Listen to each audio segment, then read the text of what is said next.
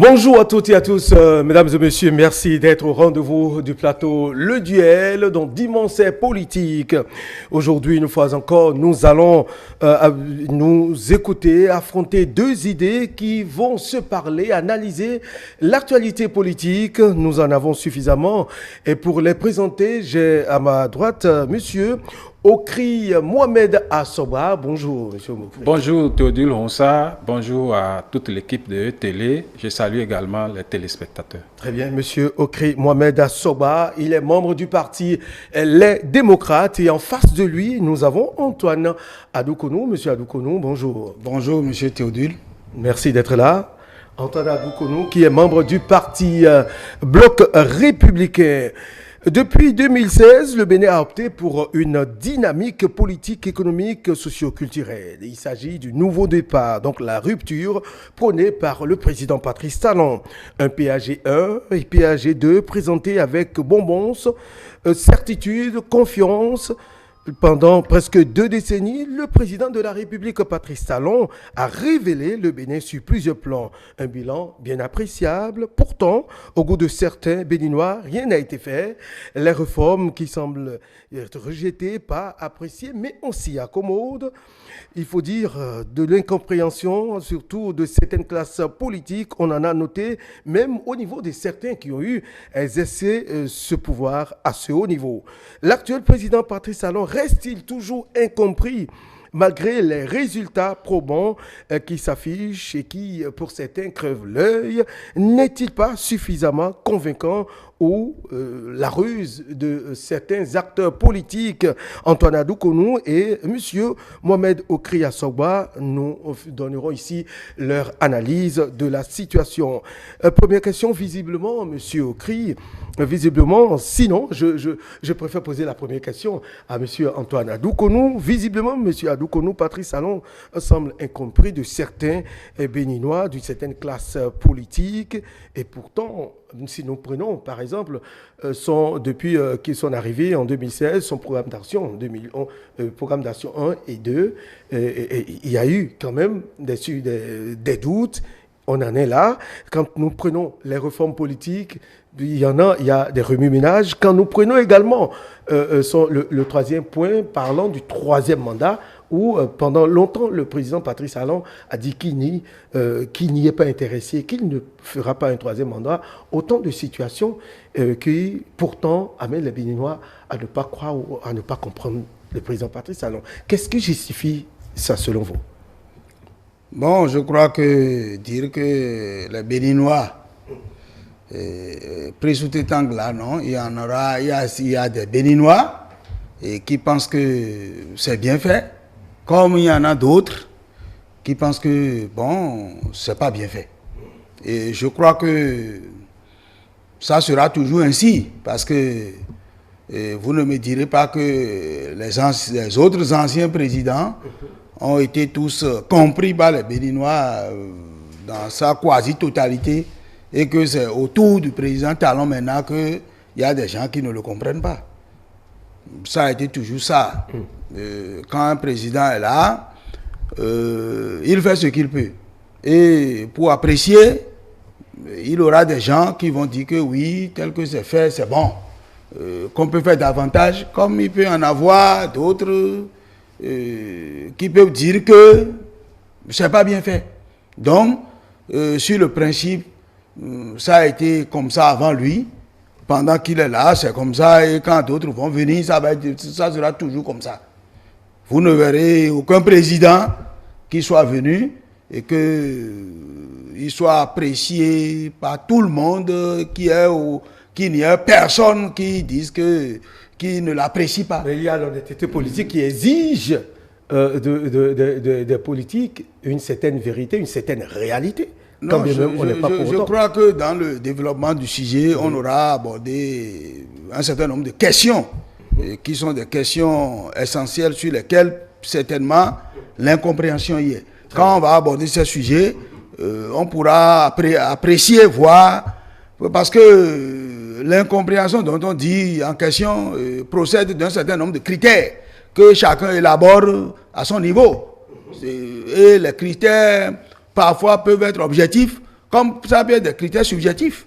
Peut-être que je suis un homme politique et... Surtout que vous êtes de la mouvance. Non, je suis un homme politique et peut-être que pendant que le président Talon est là, la politique ne marche plus pour moi. Bon, si moi je prends ce critère-là seul, je peux dire qu'il est mauvais, qu'il est incompris. Je suis peut-être un homme d'affaires, j'étais dans les affaires et c'est quand le président Talon est là que mes affaires ne marchent plus. Si moi je prends seulement ce critère-là, je peux dire qu'il est mauvais. Comme d'autres, peut-être, sont en train d'émerger sous son règne, ceux-là vont dire que c'est bien. Là, c'est des critères subjectifs. Mais si on doit rentrer dans les critères objectifs, en ce qui concerne l'intérêt général, on aura le temps d'apprécier un certain nombre de questions. D'accord. Merci, monsieur Adoukonou. Monsieur Okri Mohamed Assoba, avez-vous le même sentiment que le président Patrice Talon est jusque-là est incompris de certains Béninois ou bien de certains acteurs politiques? Bon, j'ai noté avec un petit sourire que Antoine Adoukonou a voulu avancer à pas feutrer sur la question. Je vais être direct avec vous. Bon, est-ce que c'est parce que le président Patrice Talon est incompris des Béninois? J'ai envie de dire que j'ai plutôt l'impression que lui-même ne se comprend pas. Et je vais expliquer. J'étais d'une formation politique naguère où le premier responsable disait que les réformes politiques, la réforme politique est la réforme de toutes les réformes engagées par le président Patrice Talon. Et il argumentait ce que j'avais validé à l'époque, que si les réformes politiques échouent, c'est que tout le reste dégringole avec.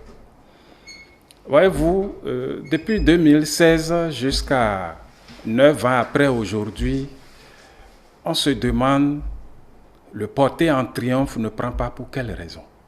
Le chef de l'État a dit qu'il souhaite que, au thème, à l'époque même, il parlait de son unique mandat, qu'au thème de son unique mandat, il souhaite être porté en triomphe. Mais c'est parce que ça ne prend pas parce que il y a grabuge entre lui et les acteurs politiques. Un. Deuxièmement, les succès dont on nous parle, moi je les trouve mitigés.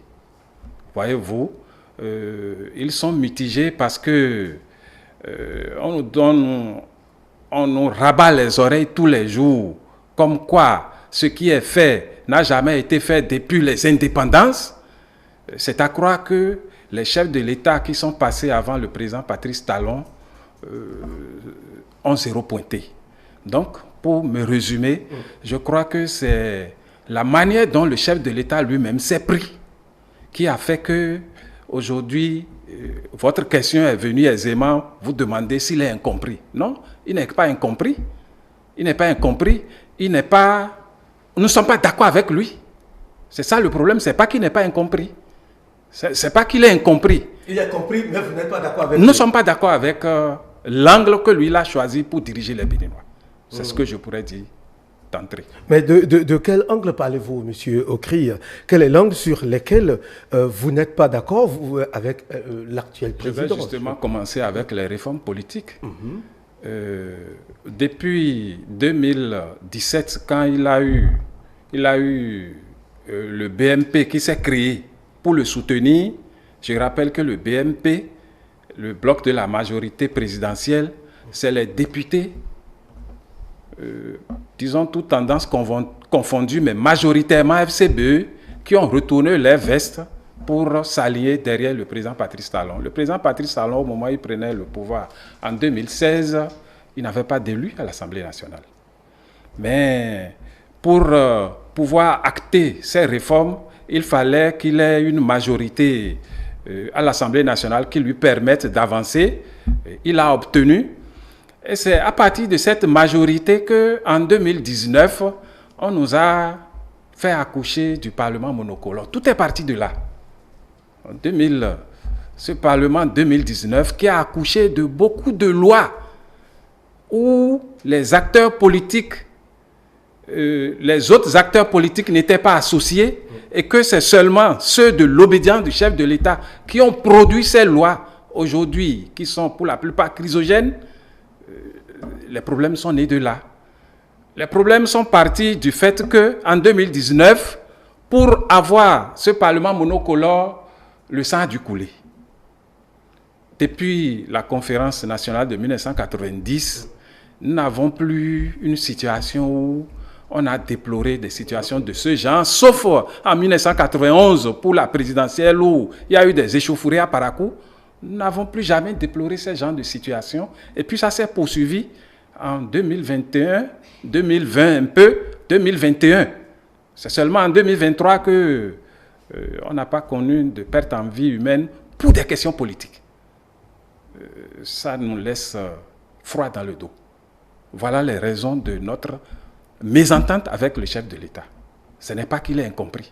C'est parce que les acteurs politiques, aujourd'hui, majoritairement, ne sont pas d'accord avec lui. On n'est pas d'accord avec lui. Et il le sait. D'accord. Monsieur Antoine Adoukonou, vous avez suivi Monsieur Okri, des points sur lesquels ils ne sont pas... et il a dit, il a avoué que ce n'est pas de l'incompréhension, mais c'est peut-être des accords sur certains points.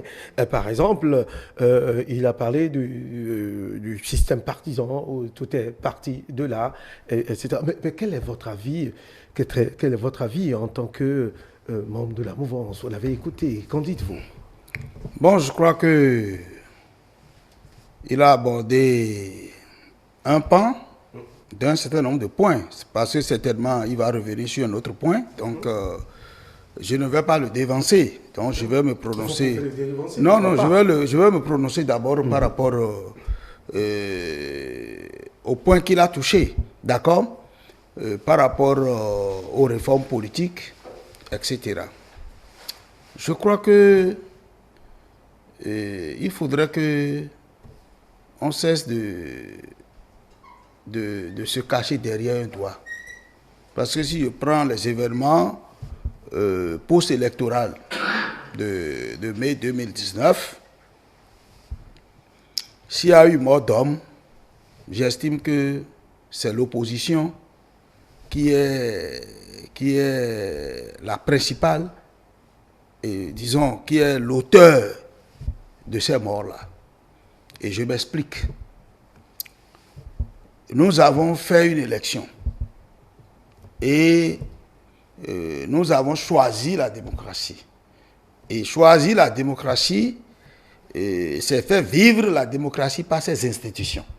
Ça veut dire que si on veut faire les élections, on a un cadre juridique, on a les institutions qui sont concernées, et lorsqu'on passe tout ce filtre-là, et que le résultat est donné, et qu'on sait que les résultats de la Cour, les décisions de la Cour constitutionnelle sont insusceptibles de recours, si tout le monde est démocrate, c'est-à-dire tout le monde est légaliste, et qu'on a donné les résultats, et que tout le monde se soumet aux résultats, il n'y aurait pas d'émeute.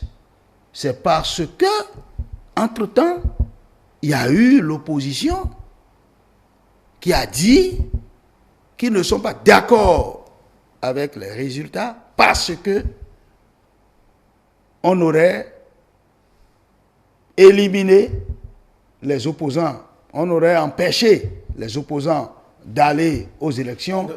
Tout ça là, c'est quand eux autres ils ont pris cette position après les résultats qu'on a l'émeute.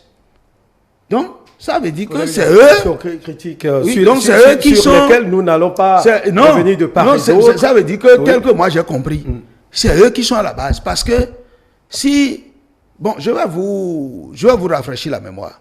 Parce que je suis dans le système maintenant, c'est pas aujourd'hui. D'accord? J'ai fait d'abord plus de 18 ans la renaissance du Bénin. Après, on a fait l'Union, on a fait la Nation, on a fait tout ça là. Et j'ai suivi de bout en bout les choses. Vous savez, la paix n'est pas un mot, c'est un comportement.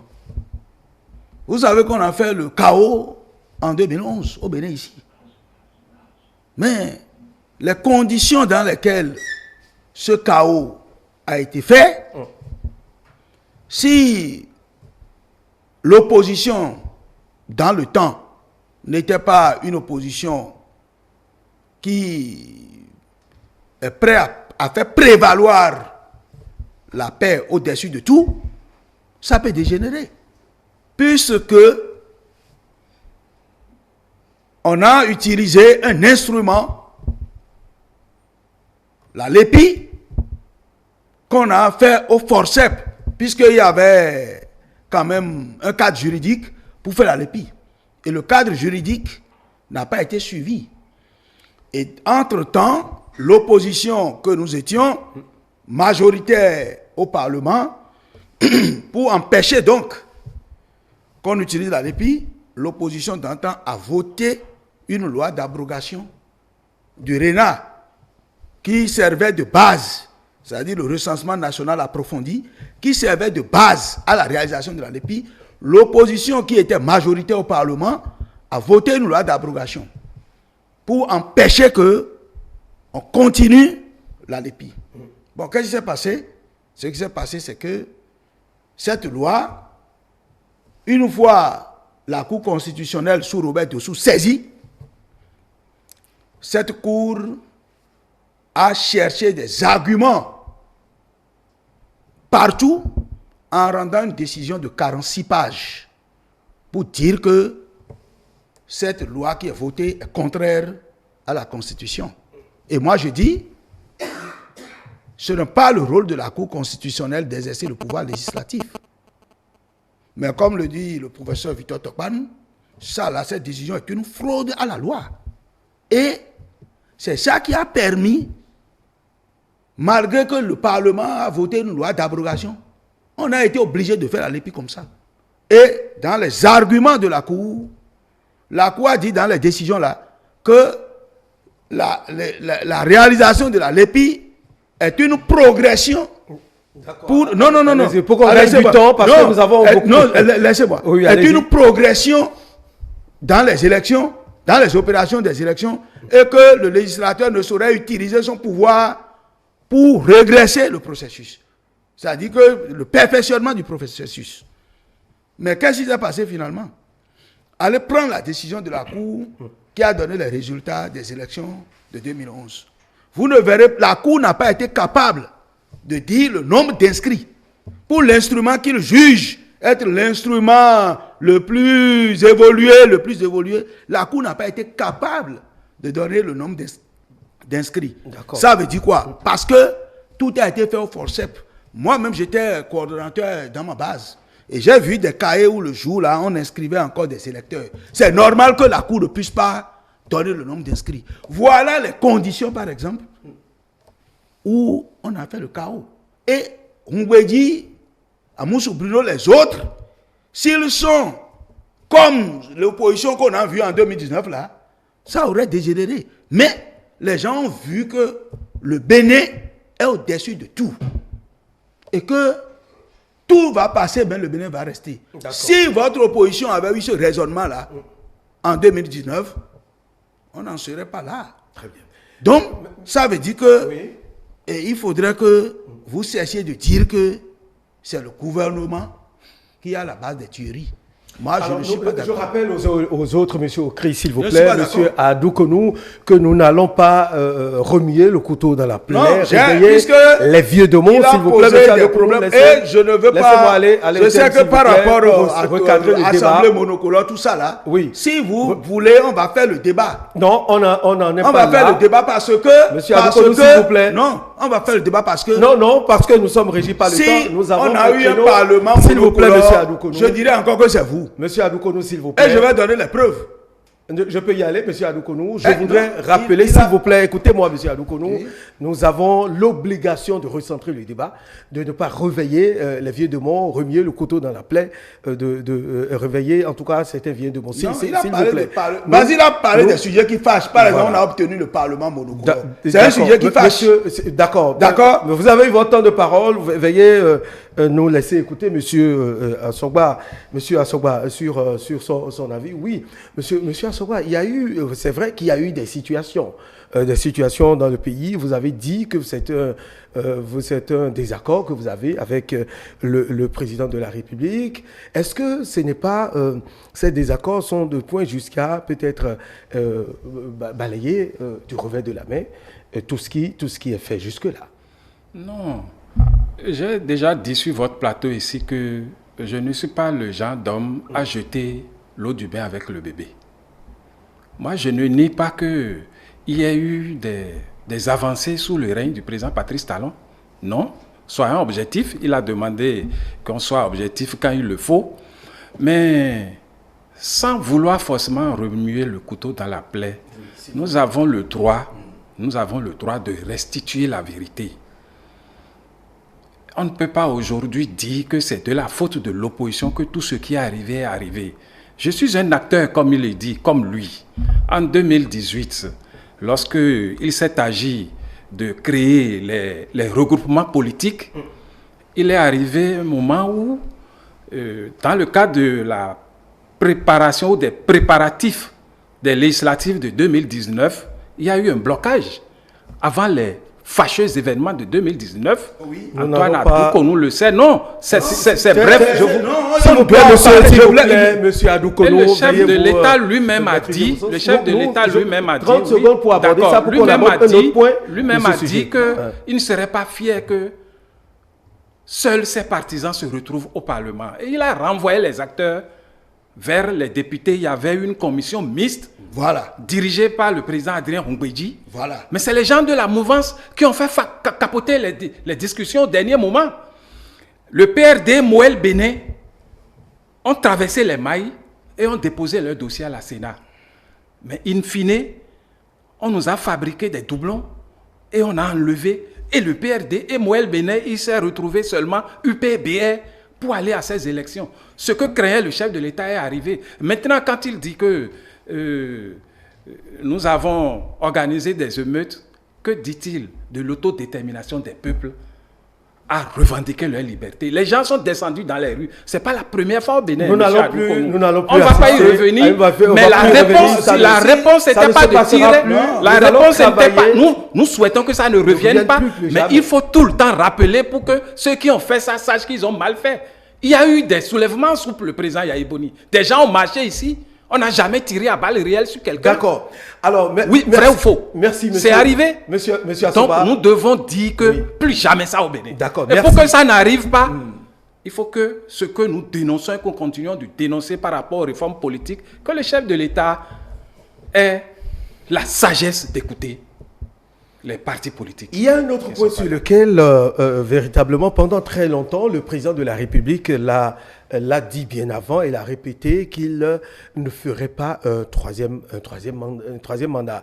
Au début de ce mois, il l'a répété de façon claire. Et pourtant, nous avons toujours constaté que certaines classes politiques continuent de douter, de dire qu'il ne faut pas y croire parce que. Mais pourquoi? Oui. Quel aperçu avez-vous? Quelle étude faites-vous? Oui, nous sommes toujours sceptiques à cause de l'attitude du chef de l'État lui-même. Pourquoi? Parce que déjà, il avait souhaité faire un mandat. Il est passé au javiseré. Il a fait le second mandat.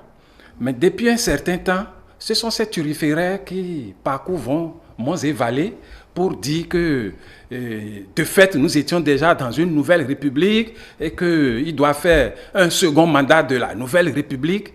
Mais nous n'avons pas entendu. Ça a été la Cour constitutionnelle a sifflé la fin de la Il n'aurait même pas fallu que ça aille à la Cour. Il aurait fallu que les services compétents du chef de l'État mettent fin à cette pagaille-là. Donc, nous, on a estimé que c'était un ballon d'essai. Il était bel et bien intéressé. Et quand il finit par dire qu'il est agacé par la question, c'est parce qu'il estime que le peuple béninois ne va pas accepter, que ce soit les opposants ou même ses partisans. Et lui-même l'a déjà dit une fois au début du mandat. Il dit que par rapport au troisième mandat, que le peuple béninois ne s'amuse pas avec cette question. Je crois qu'avec l'interview qu'il a donnée à Jeune Afrique à la mi-février, il a fini par mettre un terme à la confusion. Parce qu'il y avait une confusion dans nos têtes. Il Voilà ce que moi je... Une confusion justifiée, selon justifiée. Oui, justifié parce que j'ai dit tantôt. Non, justifié par peut-être sa manière de gouverner, la gouvernance, la politique gouvernementale qu'il a peut-être mise en place. Confusion entretenue par son silence et les membres de son gouvernement. Il est arrivé que le porte-parole du gouvernement dise à plusieurs reprises non, le chef de l'État n'est pas intéressé. Mais quand des gens que nous connaissons, que moi je ne veux pas nommer, se mettent à circuler dans le pays, font des rassemblements pour dire qu'ils veulent inciter les populations à appeler le chef de l'État à postuler pour un 3e mandat, il aurait suffi d'un simple communiqué du gouvernement pour dire que le chef de l'État n'est pas preneur. Et les citoyens n'auraient même pas dû saisir la Cour constitutionnelle sur la question. C'est ce que je pense. Très bien. Monsieur Antoine, sur la question, le chef de l'État a été clair. Il a, depuis presque 2 ans, martelé qu'il n'y est pas intéressé. Le secrétaire général adjoint du gouvernement, porte-parole, l'a répété une fois. Lui-même, il est monté au créneau pour dire que cette question l'agace, ce qui est évident et normal. Bon, avant d'aborder cette question, même si c'est 1 minute, je suis obligé de... Je suis obligé de revenir un peu en arrière. Monsieur Antoine Adoukono, nous sommes obligés, puisque M. Okri a dit quelque chose où je dois le remémorer pour qu'il comprenne. Parce qu'il a dit là maintenant que, effectivement, le chef de l'État a dit de retourner au Parlement. Mais alors, ça là, c'est après qu'il n'est resté que 2 partis. Monsieur Adoukono, et on a trouvé la solution. Nous avons évolué dans le débat, s'il vous plaît. Mais monsieur le journaliste, on parle des sujets qui fâchent. Nous n'allons pas on parle des sujets qui fâchent. Je vais aborder votre question. Mais ce que M. Okri a dit, je vais l'orienter pour que sur d'autres plateaux, qu'il puisse restituer la vérité. La vérité, c'est que... Je connais la vérité. Non, la vérité, c'est que quand ils sont allés au Parlement, on a mis le comité paritaire en place où de votre parti, c'est Eric Hounete et Karba Yaya qui étaient les représentants. Et on a signé un protocole. C'était FCBE à l'époque. Voilà, et on a signé un protocole où tout le monde, on va laisser tomber le syndicat de conformité, tout ça là. On va réviser l'article 80 de la Constitution et on va revoir les choses et tout le monde va aller aux élections. Et on a signé, le papier existe. Tout à fait, je sais. C'est quand les vôtres sont revenus sur leur décision et que ce protocole n'a pas été mis en accord, qu'on a été obligé de dire aux 2 partis d'aller aux élections. Oui, je sais de quoi il parle. Donc ça veut dire que a renié sa signature parce qu'ils ont décelé des pièges. C'est ça, je dis quel piège. Oui, quel piège. Vous disiez à l'époque, qu'il faut réviser l'article 80, les autres se sont dit, c'est ouvrir la boîte de Pandore. Et ils se sont retractés. On n'a pas dit de réviser l'article 80 pour rien parce que le délai dans lequel on devait faire les élections conformément aux dispositions légales, sans bouger cet article-là, on ne pouvait pas y arriver. C'est pourquoi on est arrivé là. Très bien. Le problème, c'est que chacun est dans sa stratégie. Ce que les gens ne comprennent pas, ne pas aller aux élections est aussi une stratégie. Les gens peuvent décider de ne pas aller aux élections. Parce qu'ils savent que c'est comme un peu ce qu'on fait avec les 20% là maintenant. Les gens savent que quand ils vont aux élections, ils ne pourront pas s'en sortir. Alors, donc ils peuvent refuser de ne pas aller aux élections. Au second point, monsieur. Je crois que peut-être que M. Okri, on va se retrouver sur d'autres plateaux. Non, parlons de ce plateau, de là où vous êtes d'abord, puisque par rapport à la question du 3e mandat. Oui. Je pense que M. Okri a dit tout à l'heure qu'il fallait que le gouvernement sorte un communiqué. C'est vrai. Mais je dis que le porte-parole du gouvernement a répété une fois. Et à sa suite, Kouvi aussi parlait une fois. S'il vous plaît, monsieur. Je pense que... Allez-y, monsieur. Je pense que celui qui représente valablement le gouvernement et qui peut parler au nom du président Patrice Talon, c'est Michel Wilfried Koumbedi. Donc, moi, je ne peux pas prendre les paroles de Bertin Kouvi que je vais mettre au même pied d'égalité que ce que vient dire un porte-parole. Donc, le porte-parole est revenu une fois sur ça. Ça suffit déjà, si c'est qu'on veut avoir foi en la parole du gouvernement, à travers le porte-parole, c'est déjà bien. Mais je dis que si vous voyez, puisque le Parlement où on a révisé la Constitution, c'était rien que les députés de la mouvance. Parlement monocolore. Oui, bon, le mot monocolore, ça moi je n'ai jamais Parlement monocolore là. Parlement, c'est Parlement pour moi. D'accord? Donc, si on voulait, si le chef de l'État voulait faire un 3e mandat, déjà depuis là, on peut modifier les choses. Il ne pouvait pas. Non. Non, je dis si le chef de l'État voulait faire cela, il avait quand même le Parlement qui pouvait le faire. Mais bien au contraire, c'est sous ce Parlement, non seulement qu'on a précisé qu'en aucun cas, nous ne pouvons faire plus de 2 mandats, on a ajouté de sa vie. Évidemment, pour finir avec les velléités d'interprétation de ces herméticiens du droit constitutionnel. Moi, je ne peux pas passer un Covid dit qu'on est dans une nouvelle république, etc., etc.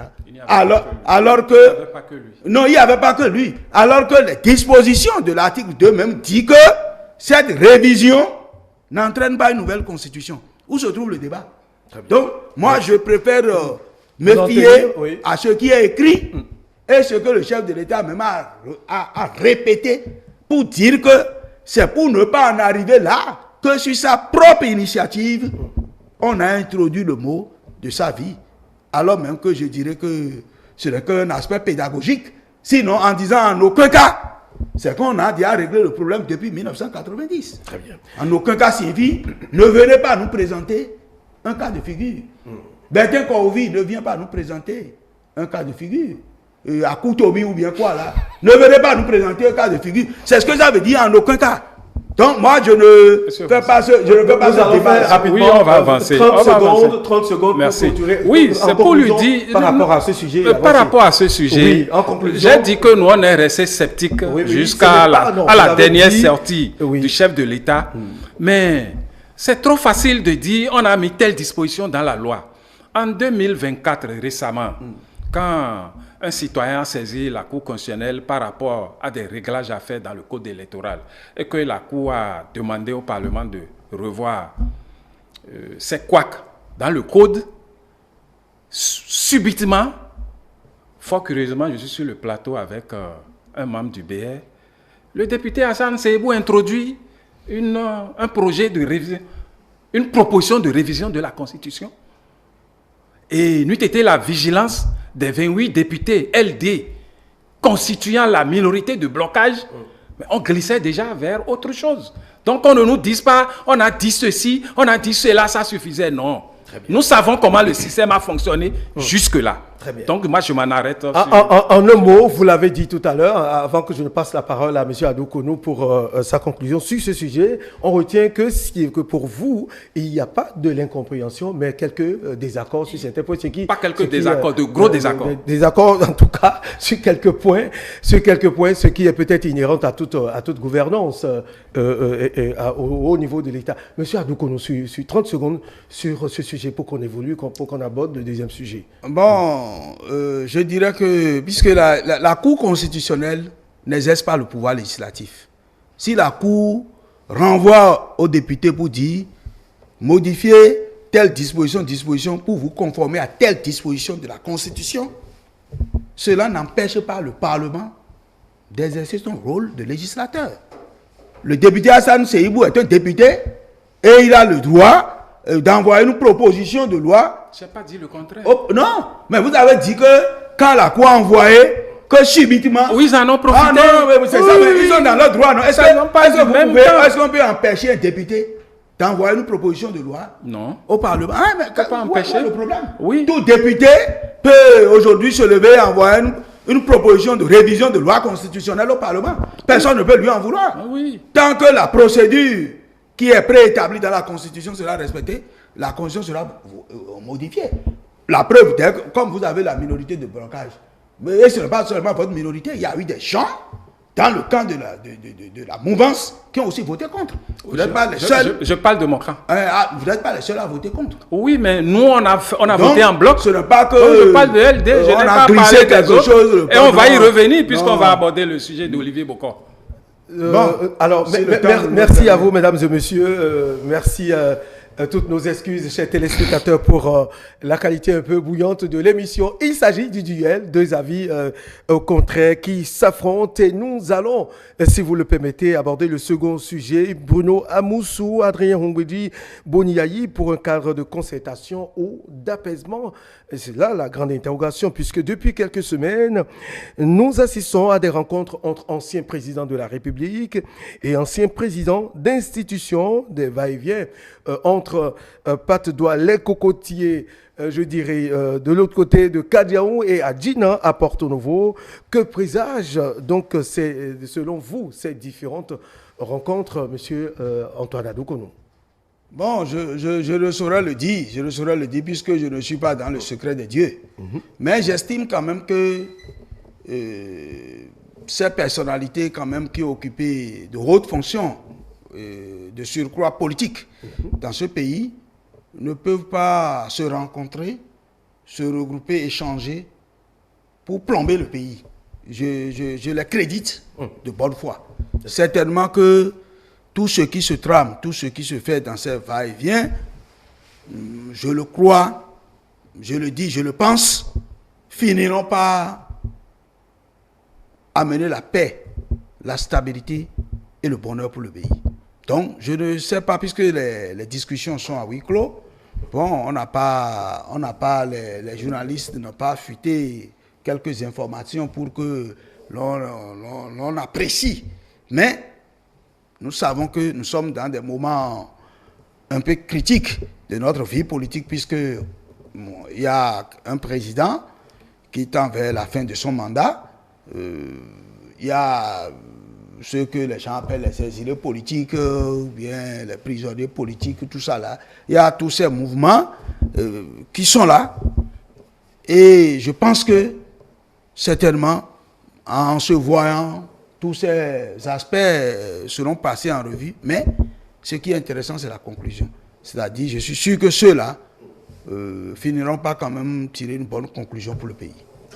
Monsieur Assogua, on a évoqué dans les conclusions ce que nous avons lu sur les réseaux sociaux. C'est vrai qu'il n'y a pas eu de communiqué au final à l'issue des échanges, mais on présage, on entend dire qu'il y a un éventuel cadre de concertation qui serait envisagé, cas de concertation de ces anciens présidents de la République ou d'institutions pour, en tout cas, accompagner le mouvement. Est-ce que c'est pour apaiser? Est-ce qu'il y a nécessité d'un cadre? Quelle serait l'utilité de ce cadre et qu'est-ce que cela pourrait apporter au peuple béninois? Je voudrais remercier pour cette question et je voudrais m'appuyer sur deux expressions utilisées par mon vis-à-vis, le frère Antoine Adoukonou. Il a parlé de paix et de situation critique. Mais le pays ne sont pas en crise, le pays n'est pas en crise. Non, la paix n'est pas forcément l'absence de guerre.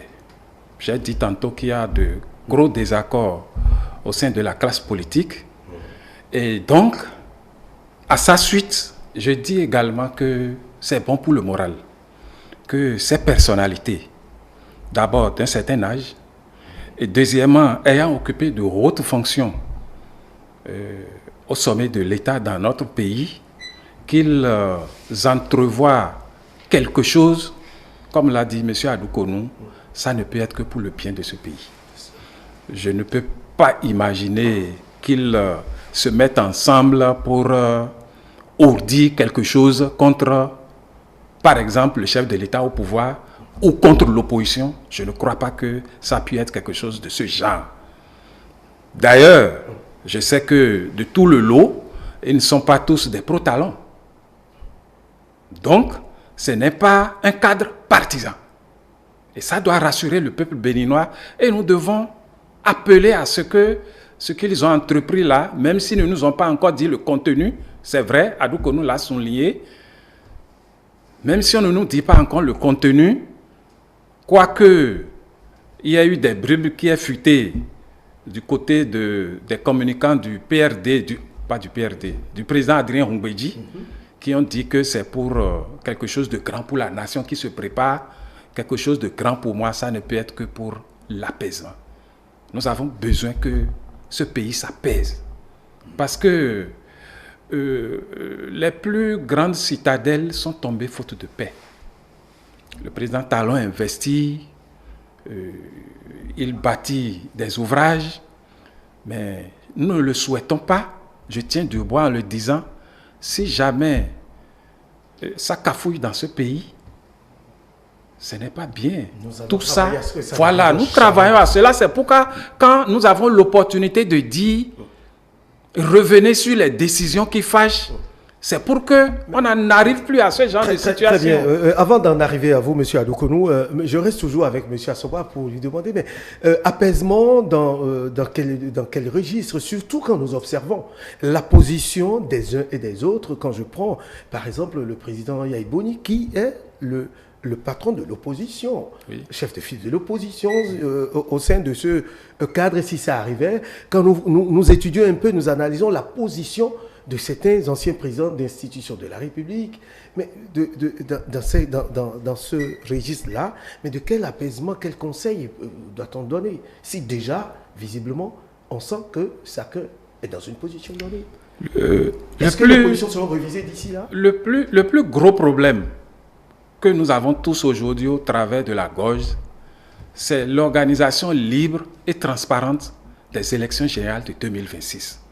L'opposition s'arc-boute là-dessus parce qu'elle estime qu'il y a des dispositions qui sont mises à destin pour l'empêcher que ces résultats sortis des urnes soient ceux qui seront réellement proclamés. Donc quand c'est comme ça, il faut que même les gens de la mouvance, je n'ai pas eu, j'ai vu M. Adoukonou il y a longtemps, donc ce que je vais dire ne l'engage pas. Il y a des amis de la mouvance, de la majorité parlementaire avec lesquels nous échangeons en privé, mais eux-mêmes ils sont inquiets. Inquiets par rapport à quoi? Par rapport aux dispositions chrysogènes du code électoral, par rapport aux élections générales de 2026. Eux-mêmes ils se disent, mais si le patron n'accepte pas de revoir les choses pour que nous partions tous sur le même pied d'égalité, nous ne savons pas ce que demain nous réserve. Donc, on a besoin que le mercure baisse. Il faut que la tension baisse dans le pays. Et ça ne peut que passer par le fait que le chef de l'État, dans une interview qu'il a donnée à un de vos confrères récemment, il a dit que le code est perfectible. Mais que les autres les dispositions sont, il a utilisé un mot que j'ai découvert pour la première fois, équanime. Équanime, oui. Pour tout le monde. Non, ce n'est pas vrai. J'ai pas envie, c'est le chef de l'État, c'est le premier d'entre nous. J'ai pas envie de dire qu'il a fait économie de vérité. Mais le code n'est pas favorable à l'opposition.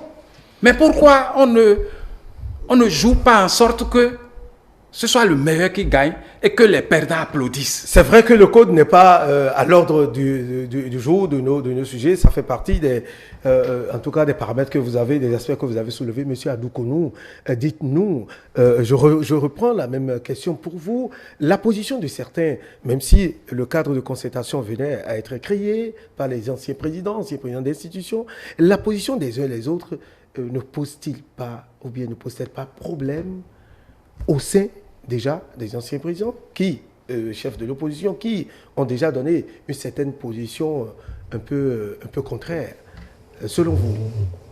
Bon, vous savez, quand le président Yaïbouni a été élu au congrès de Parakou comme président des démocrates, la seule chose qui m'avait traversé ce jour-là, c'est le fait que nous sommes en train de perdre une personnalité morale au profit d'une personnalité politique. Parce que j'estime que un chef d'État, quelqu'un qui a exercé le pouvoir d'État pendant 10 ans, c'est une bibliothèque. Et il ferait partie des derniers recours lorsque la nation, le pays va se retrouver à un certain carrefour qu'on ne souhaite pas. Ces personnalités sont des gens qu'on peut consulter, sont des gens dont les voix peuvent porter très loin. Mais dès qu'il porte le manteau politique, comment il va exercer peut-être ce pouvoir-là? C'était la première chose qui m'avait traversé. Nous y sommes. Parce que, et comme vous venez de le dire, ce cadre qu'on veut créer, sa neutralité pose déjà problème. Parce que le président Yahi Boni est le président du principal parti de l'opposition et en tant que tel consacré chef de file de l'opposition. Nous avons même le président Mbeki qui a tenu certains propos tout récemment et qui montrent que il est en train de prendre une position donnée. Quand c'est comme ça, et que le président Moussou, ancien président du parti UPR, et un leader contesté. Bon, donc là maintenant, on est en train de voir en même temps des anciens présidents d'institutions et on est en train de voir des politiciens. D'accord? Donc là maintenant, on est un peu confus. Donc moi j'aurais souhaité que... Vont-ils jouer véritablement moi j'aurais souhaité... d'apaisement ou de creuser de consultation d'avis pour que le voix puisse porter comme... J'aurais souhaité, oui. Et je le souhaite vivement que, au vu de tout ce que je viens de dire, que les intéressés fassent l'effort pour que ce qui va sortir de leur conclave là soit au service de la paix, de la nation. Il ne faut pas que ces couleurs politiques que je viens de citer transparaissent dans les résultats qui vont sortir. Et je pense que c'est quelque chose, à voir l'évolution politique et constitutionnelle de notre pays. Moi, j'estime que plus tard, il est nécessaire de créer ce cadre pour que les anciens présidents d'institutions, les anciens présidents de la République ne soient pas, après leur mandat, des politiciens actifs. Pour qu'au moment où on sera face à de grandes crises, qu'on n'ait plus personne à qui s'adresser. Donc, un projet à long terme, si on peut constitutionnaliser même cela, pour que quand vous exercez ces fonctions-là, quand vous finissez, il y a un cadre dans lequel vous vous retrouvez pour que vous soyez les derniers recours. Le fait que c'est des politiciens, bon, il y a Eboni qui est là maintenant, on sait qu'il milite pour une chapelle donnée. Bon, dans ce cadre-là, comment les discussions évoluent. M. Okri vient de parler du code électoral, qui est un sujet qui fâche, et je crois que le caractère équanime du code dont parle le chef de l'État, c'est du point de vue du caractère général de la loi. C'est-à-dire qu'une loi, de façon générale, est impersonnelle. Ça s'applique à tout le monde. En principe. Non, c'est pas en principe. C'est ça, c'est pas en principe. Dans les facultés de droit, ce qu'on nous a dit, c'est ça. La loi, elle est générale, elle est impersonnelle. Ça veut dire quoi? Si je prends le code électoral, le vrai juge, c'est le peuple. Si on va aux élections, et que dans les urnes, tout le monde vote les démocrates. Les démocrates ramassent les 109 sièges, et on a un parlement monocolore composé rien que des démocrates. Mais ça veut dire que, pour le moment, tout le monde est à égale distance de cette loi.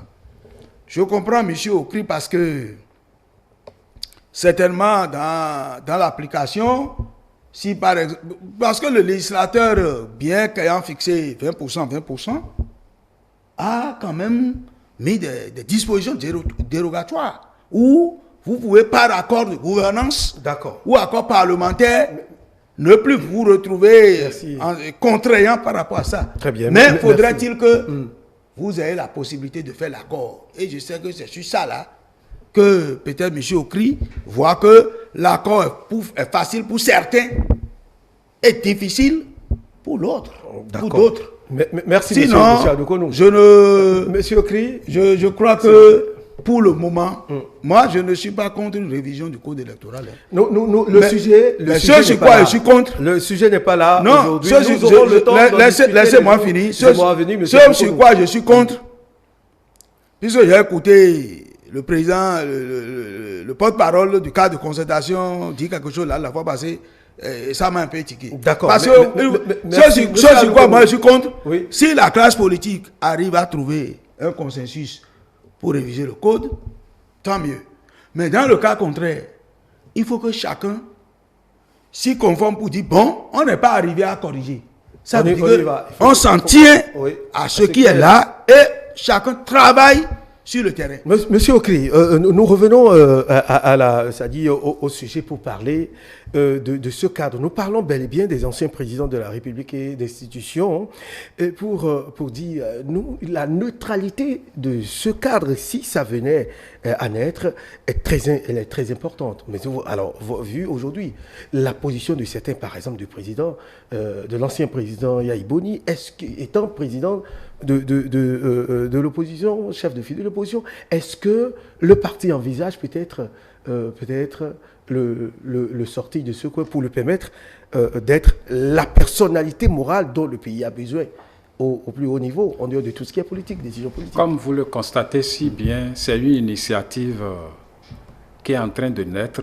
Donc, je ne sais pas si ce sujet est déjà à l'ordre du jour au niveau des instances supérieures du parti. Mais parlant de la neutralité de ce cadre, ce que moi je pense est ceci.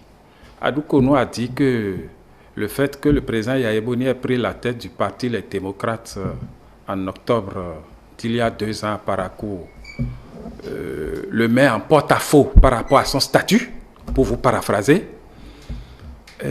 Ce sont les circonstances qui guident les actions des politiques. Le président Yahi Boni était le président d'honneur du parti.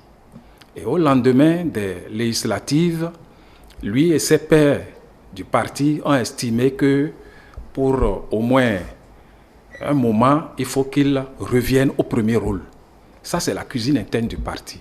Mais ce n'est pas pour autant pour justifier cela que je vais donner l'exemple d'autres pays.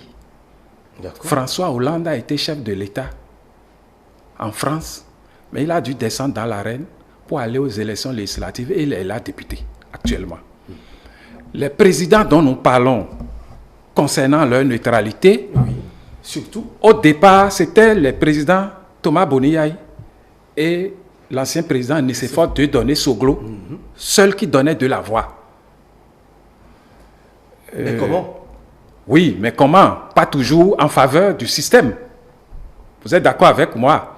Et j'ouvre une parenthèse pour dire que le fait que le président Yahi Boni... Non, je sais qu'on est pressé par le temps. Le fait que le président Yahi Boni soit devenu président du parti, les démocrates, ne l'a pas empêché d'aller en mission pour le Bénin au Niger avec le président Soglo. Pour revenir au cadre qui est en train de naître, j'ai dit rapidement tout à l'heure que tous ceux qui sont concernés par cette institution ne sont pas des pro-opposition. On ne me dira pas que le président Bruno Amoussou n'est pas pro-talon. Et donc, on ne peut pas mettre en place un tel cadre sans que le président Amoussou ne soit intégré. Le président Idji Kola Olé, pour avoir présidé l'Assemblée nationale, il doit faire partie de ce creuset et c'est un mouvancier bontin. Le président Humbedji, c'est récemment qu'il a dû rompre le silence pour dire sa déception par rapport à l'allure que continuait de prendre la gestion politique du pays. Eh bien, si tous ceux-là se mettent ensemble aujourd'hui, je crois que ça ne pourra pas peser d'un côté. D'accord. Donc, ils ont tous intérêt à ce que ce soit un creuset neutre s'ils veulent vraiment que toutes les parties et oppositions et mouvances prennent en considération les initiatives qu'ils vont déployer. Maintenant, par rapport au président Yahi Boni, est-ce qu'il va demeurer président du parti et dans le cadre? Moi, je ne peux pas encore me prononcer là-dessus. Si la question vient au parti, les responsables du parti aviseront. Et ce genre de cadre est même à saluer. Savez-vous qu'en France, la Cour constitutionnelle est composée des anciens présidents de la République? D'office, si vous avez été président de la République, à la fin de vos charges, vous êtes membre du Conseil constitutionnel. Il y a l'un qui a refusé récemment, je ne sais plus si c'est Hollande ou si c'est Sarkozy. Mais chez eux, c'est déjà formalisé comme ça. Donc il faut que nous travaillions à ce que, pour la fin de ce mandat et pour les mandats à venir, notre pays soit pacifié. Nous allons rester avec vous pour entendre votre mot de fin. En conclusion, par rapport aux deux sujets que nous avons abordés très rapidement, en 30 secondes, s'il vous plaît. En 30 secondes, j'avais envie d'aborder un sujet que vous n'avez pas abordé. Mais nous n'avons plus assez de temps. Nous aurons le temps de revenir sur ce sujet. On va revenir parce que l'actualité, elle est très brûlante. Oui, le chef de l'État a abordé sa relation avec Olivier Bocco. Nous n'avons pas parlé, mais plus tard. Plus tard, nous allons y revenir. En conclusion, moi, je demande que, et opposition et mouvance, nous travaillons la main dans la main pour la paix. D'accord. Nous en avons besoin. Oui. Merci, monsieur Okri Mohamed Assowa. Monsieur Adoukono, votre mot de fin? Non, j'ai pas eu le temps de revenir sur... Bon, vous m'avez contraint à conclure. Non, la neutralité dont on parle, vous en avez suffisamment. C'est après vous que monsieur Okri a eu la parole. Je crois que mon mot de fin, c'est que nous devons garder, que j'invite les uns et les autres, quelle que soit leur position, à garder constamment dans l'esprit des uns et des autres que ce qui nous unit est plus fort que ce qui nous divise. Ce qui nous unit, c'est le Bénin, qui va rester et après, tout le monde va partir. Peut-être que ceux qui vont diriger le Bénin 100 ans après ne sont pas encore nés, mais le Bénin sera toujours là. Donc, c'est pourquoi, au-delà de tout, que les uns et les autres travaillent à faire prévaloir la paix sur tout. Très bien. Merci à vous, chers invités. Monsieur Okri Mohamed Assowa, membre du parti Les Démocrates, qui était avec nous ce dimanche matin face à monsieur Antoine Adoukono, membre du parti Bloc Républicain. Deux sujets étaient au cœur des échanges. Il s'agit donc de la gouvernance au Bénin, Patrice Talon, toujours incompris, ou la ruse des acteurs politiques. Et puis, Bruno Amoussou, Adrien Hongwedi et Yahi Boni pour un cadre de concertation ou d'apaisement. Ce sont là les deux interrogations autour desquelles les échanges de ce duel de ce dimanche 23 mars 2025 ont tourné. Merci de nous avoir suivis, mesdames et messieurs. Nous allons nous donner rendez-vous dimanche prochain pour un autre numéro. Mais avant, Dimanche c'est politique se poursuit.